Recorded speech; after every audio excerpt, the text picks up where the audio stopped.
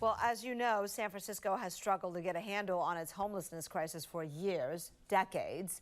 Simply housing people is not enough, though, when you're dealing with a population that struggles with mental health and substance abuse issues. ABC 7 News Building a Better Bay Area reporter Leanne Melendez joining us now with one example of how our current laws and lack of treatment facilities affect not only the individuals, but housed residents as well in these scenarios. You're right, and it's so frustrating because I think everybody in San Francisco, most people, want these people who have mental health issues to get some kind of help, right? But what happens, right, when you do everything right and the system fails? We found some neighbors who have been caught in the middle of a struggle to get one person the help they need. And these neighbors often feel like they are the ones paying a price. Few of us will ever understand what goes on in the minds of someone with a mental illness. But most of us would agree that living on San Francisco streets in these conditions should be categorized as inhumane.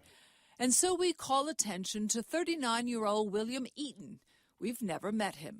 He's just an aggressive person. He would camp out in people's front yards. Eaton goes by the name Sapphire. And Sapphire is an unhoused individual, spends a lot of time in the Castro, a lot of time in Dubois Triangle, and Dolores Heights. Eaton claims to be a shaman. He has been in court several times for burglary, destruction of property, and setting things on fire. He just runs through and destroys tons of plants, just a lot of vandalism for years and years. Most of those charges have been misdemeanors. Eaton is not unlike other unhoused people in San Francisco living on the street with severe mental issues, except that things began to escalate with neighbors. What happened with me was I was out early one morning, and he tried to get into my house. Now, luckily, the door was locked, and my wife called me, and she said, "What do I do?" I said, "Call 911. By the time I got back here, the cops had him in handcuffs and so on. And I said, "Well, that's it." That was in December, late December of last year. And so that's it. For me, that's it. I've been involved with the neighborhood. You said that's it. For me, that was it. I'm gonna take action, and I'm going to start the restraining order process. Rob Cox says Eaton is not allowed within 100 yards of his property in the Castro. Another neighbor who lives in nearby Dolores Heights also took out a second restraining order against Eaton. Has he violated the restraining order? At least 4 times. Really? At least 4 times. I've had him rearrested at least 4 times. Police say Eaton is one of many people with mental health and drug issues caught in the court's revolving door. Last May, after he violated the restraining order, the judge told him he had to attend anger management classes and comply with the treatment plan. That never happened. His most recent arrest was at the Randall Museum on an arson charge. That was October 23rd, and Eaton now faces felony charges. The district attorney's office asked the judge to keep him in custody. The judge, Kenneth Wine, agreed, but 1 week later, Eaton was released on his own recognizance and ordered to report to assertive case management 5 days a week to start treatment. Here's what the district attorney told us. Quote, "We objected to the release because of the public safety risk the defendant poses." He has been ordered to assertive case management. Yeah. Not once, but several times. Yes, that's in pretty other standard. cases. Yeah. Okay. But here we are.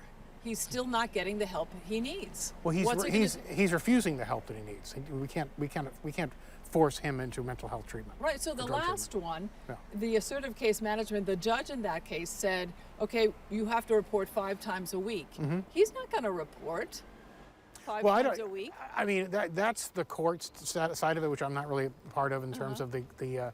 But it's absurd to think that he's going to show up. Yeah. The intention of the legal system is not to punish those like Eaton, but to offer help, except that the city is not set up to address this complicated problem. No one knows that better than the executive director of the Department of Emergency Management, whose job is to coordinate operations to address encampments and offer people services. How difficult is this problem? Yeah. Well, I mean, we don't have an ability to just force people into treatment. And even when we're... Should we? I mean, I think that we should have, I wish that we had stronger laws to help people to get to a better place. We don't have the beds, enough of those locked beds to take them to, and we don't have state resources for that either. Eaton was arrested again and back in court on November 12th for violating his restraining order.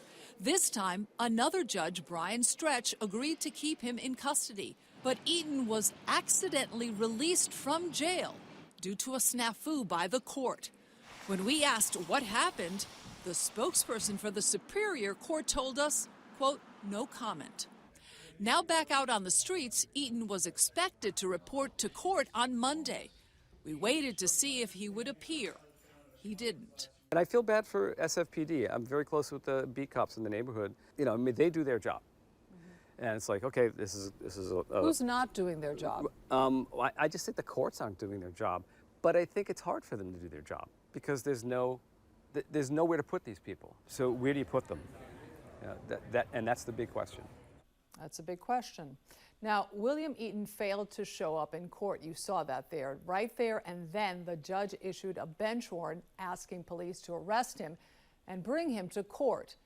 And may I say, here we are again, over and over again.